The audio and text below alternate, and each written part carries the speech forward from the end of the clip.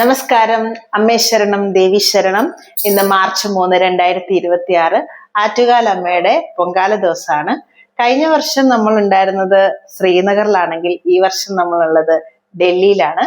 ഇത്തവണയും അമ്പലത്തിൽ പോയി പൊങ്കാല ഇടാൻ സാധിക്കാത്തത് കൊണ്ട് നമ്മൾ വീട്ടിലാണ് പൊങ്കാല ഇടുന്നത്. അപ്പൊ ഡൽഹിയിലെ ഞങ്ങളുടെ വീട്ടിലാണ് ഞങ്ങൾ പൊങ്കാല ഇടാൻ പോകുന്നത്. പൊങ്കാല എല്ലാ വർഷവും ഇടണം എന്നാണ് ആഗ്രഹം. അമ്മ ദേവി സഹായിച്ച് അതിടാൻ സാധിക്കുന്നുണ്ട്.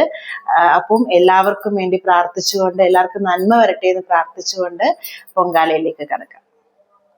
നമ്മൾ ആദ്യം ഗണപതി ഒരുക്കാണ് പൊങ്കാലയ്ക്ക് വേണ്ടി വെക്കുന്നത്. അപ്പം ആദ്യം അവല് നിരത്തി അതിന് മുകളിലായിട്ട് മലര് നിരത്തി അതിന് മുകളിൽ ശർക്കര വെച്ചു. അതിനുശേഷം കറുത്ത മുന്തിരി വെച്ചു, കൽക്കണ്ടം വെച്ചു, പിന്നെ പഴം 3, 5, 7 ഇങ്ങനെ വെക്കാം. ഞാനിവിടെ 5 പഴമാണ് വെച്ചത്. അതിന് ഏറ്റവും ലാസ്റ്റ് വേണം നമ്മൾ ഗണപതിയെ സമർപ്പിച്ച് നാളികേരം സമർപ്പിക്കാം. നാളികേരം വെച്ചു. ഗണപതി ഒരുക്ക് പൂർത്തിയായി. ഓംകാരം ബിന്ദു സംയുക്തം നിത്യം ധ്യായന്തി യോഗിനാം കാമദം മോക്ഷദം ചൈവ ഓംകാരായ നമോ നമഃ. സരസ്വതി നമസ്തുഭ്യം വരദേ കാമരൂപിണി വിദ്യാരംഭം കരിഷ്യാമി സിദ്ധിർഭവതു മേ സദാ. സർവമംഗളമംഗല്യേ ശിവേ സർവാർത്ഥസാധികേ ശരണ്യേ ത്രയംബകേ ഗൗരി നാരായണി നമോസ്തുതേ. സരസ്വതി നമസ്തുഭ്യം വരദേ കാമരൂപിണി വിദ്യാരംഭം കരിഷ്യാമി സിദ്ധിർഭവതു മേ സദാ.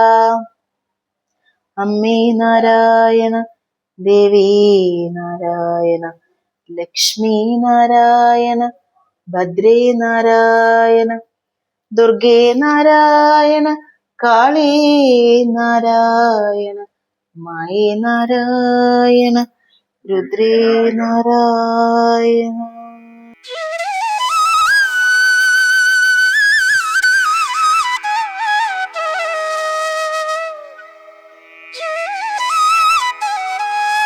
ഇനിയും നമ്മൾ ദക്ഷിണ സമർപ്പണമാണ്. ഗുരുവിന്, പരദേവതയ്ക്ക്, ആറ്റുകാലമ്മയ്ക്ക്, ഇങ്ങനെ 3 ദക്ഷിണയാണ് സമർപ്പിച്ചത്. ആറ്റുകാൽ ഭഗവതി ക്ഷേത്രത്തിന്റെ ചരിത്രം തന്നെ കണ്ണകി ദേവിയായിട്ട് ബന്ധപ്പെട്ട് കിടക്കുന്നതാണ്. അപ്പം അതിൽ തമിഴ് മഹാകാവ്യമായ ചിലപ്പതികാരം അനുസരിച്ച് കണ്ണകി തന്റെ ഭർത്താവായ കോവലന്റെ മരണശേഷം മധുര നഗരം ദഹിപ്പിച്ചു. അതിനുശേഷം കണ്ണകി കേരളത്തിലേക്ക് എത്തിയെന്ന ഒരു വിശ്വാസമുണ്ട്. കേരളത്തിലെ തിരുവനന്തപുരം ജില്ലയിലെ കിള്ളിയാർ നദിക്കരയിൽ എത്തിയപ്പോൾ ചില നാട്ടുകാർ കണ്ണകിയെ കണ്ടു. അവരെ അനുഗ്രഹിച്ച് അവിടെ കണ്ണകി മറഞ്ഞു എന്നാണ് വിശ്വാസം. പിന്നീട് ആ സ്ഥലത്ത് ആറ്റുകാൽ ഭഗവതി ക്ഷേത്രം സ്ഥാപിക്കപ്പെട്ടു എന്നാണ് ഐതിഹ്യം പറയുന്നത്. അതുകൊണ്ട് തന്നെ പൊങ്കാല ദിവസത്തിൽ ലക്ഷക്കണക്കിന് സ്ത്രീകളാണ് ക്ഷേത്രത്തിലും ക്ഷേത്രത്തിന്റെ പരിസര ഭാഗങ്ങളുമായി നഗരത്തിന്റെ പല ഭാഗങ്ങളും തന്നെ മൺചട്ടിയിൽ അരി, വെള്ളം, ശർക്കര തുടങ്ങിയവ ചേർത്തിട്ട് പൊങ്കാല നിവേദ്യം തയ്യാറാക്കുന്നത്. ക്ഷേത്രത്തിലെ മുഖ്യ പുരോഹിതൻ ദീപം തെളിച്ചാൽ ആ അഗ്നിയിൽ നിന്ന് എല്ലാവരും അവരുടെ അടുപ്പുകളിൽ തെളിയിക്കുന്നു. ഇത് ഭക്തിയും ഐക്യവും പ്രതിനിധീകരിക്കുന്ന ഒരു മഹത്തായ ആചാരം കൂടിയാണ്. ഇപ്പൊ നമ്മൾ ക്ഷേത്രത്തിലിടാൻ സാധിക്കാത്തത് കൊണ്ട് നമ്മളുടെ വീട്ടില് ക്ഷേത്രത്തിലിടുന്നത് പോലെ തന്നെ നമ്മൾ വീട്ടിലിടുകയാണ് ചെയ്യുന്നത്. അപ്പൊ നമ്മളത് ഗ്യാസ് കത്തിച്ചു. അതിൽ നമ്മൾ അവിടെ നിവേദിക്കുന്നത് പോലെ തന്നെ സമർപ്പിച്ചോർത്തിട്ടാണ് നമ്മൾ നമ്മുടെ കലത്തിൽ വെള്ളം വെച്ചു. അതിലേക്ക് നമ്മൾ അരി, കഴുകിയ അരി, നമ്മൾ ഉണക്കലരിയാണ് എടുത്തിരിക്കുന്നത്.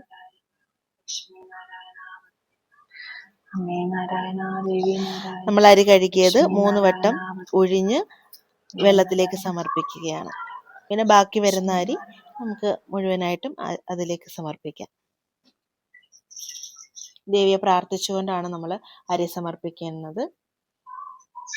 ഇത് പൊങ്കാലയ്ക്ക് വേണ്ടി മാത്രമല്ല, നമ്മൾ വീട്ടിൽ അരി വെക്കുമ്പോഴും നമ്മൾ ഇതുപോലെ തന്നെ ഐശ്വര്യത്തിന്റെ പ്രതീകമാണല്ലോ ധാന്യങ്ങൾ എന്ന് പറയുന്നത്. അപ്പൊ നമ്മൾ വീട്ടിൽ അരി ഇടുമ്പോഴും ഇതുപോലെ നമ്മൾ അമ്മയെ ഓർത്തിട്ട് സ്മരിച്ചിട്ട് വേണം ഇടാനെന്നാണ് പറയുന്നത്.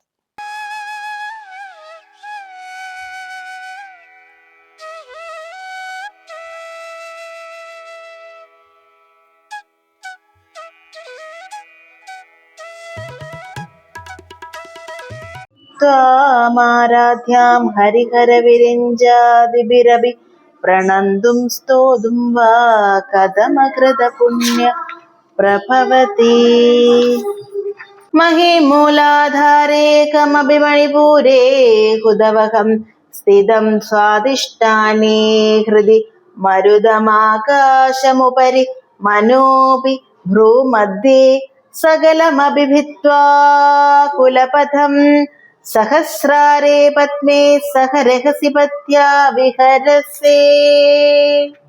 नारायण काळे नारायण माये नारायण रुद्रे नारायण अम्मे नारायण देवी नारायण लक्ष्मी नारायण भद्रे नारायण दुर्गे नारायण काली नारायण माये നാരായണ രുദ്രേ നാരായണ. നമ്മുടെ പൊങ്കാല ഇവിടെ തിളച്ചു കഴിഞ്ഞിരിക്കുന്നു. ഞാൻ വെച്ചത് പാൽപ്പായസത്തിൻ്റെ വെള്ള പായസമാണ് ഞാൻ വെച്ചത്. അപ്പം പായസം തിളച്ച് നമ്മൾ തെക്കൊഴിച്ചിട്ട് ബാക്കി ഏത് ദിശയിലേക്കും തൂകിയാൽ നല്ലതെന്നാണ് വിശ്വാസം. നമ്മളുടെ ഇത് കിഴക്കായിട്ടാണ് തൂകിയത്. നല്ലതായിട്ട് വന്നു എന്ന് വിശ്വസിക്കുന്നു. അതുപോലെ തന്നെ പൊങ്കാല തിളച്ചതിന് ശേഷം പിന്നീട് നമ്മളത് ദേവിക്ക് സമർപ്പിക്കലാണ്. അപ്പം നമ്മളൊരു പിന്നെ അതിനുശേഷം ലാസ്റ്റ് നെയ്യ് ചേർത്ത് വെച്ചിട്ട് തീ കുറച്ച് വെച്ചിട്ടുണ്ട്. അതിനുശേഷം നമ്മൾ സമർപ്പിക്കാൻ പോവാണ് ദേവിക്ക് വേണ്ടിയിട്ട്. അതിന് ദീപാരാധന ചെയ്തു, കർപ്പൂരം ഒഴിഞ്ഞിട്ട്.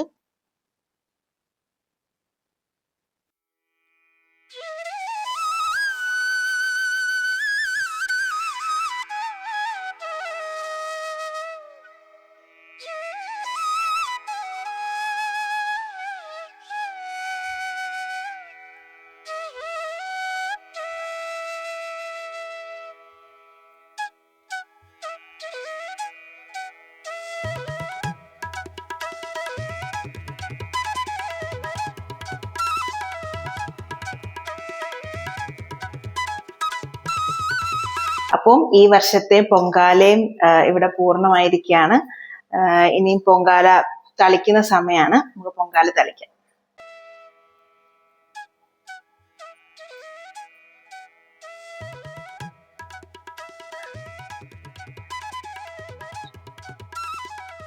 ഗംഗേ ചന്ന ചീന ഗോദാവരി സരസ്വതി നർമ്മദേ സിന്ധു കാവേരി ജലസ്മിൻ സന്നിധിം.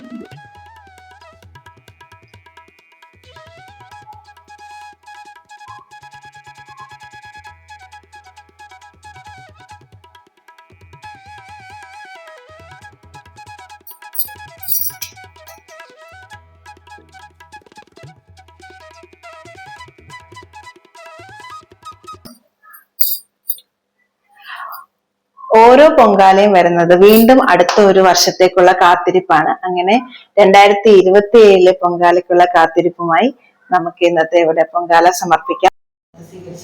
വിശ്വസിക്കാം. അപ്പം അടുത്തൊരു വീഡിയോയുമായി നമുക്ക് വീണ്ടും കാണാം. അതുവരേക്കും എല്ലാവർക്കും നമസ്കാരം.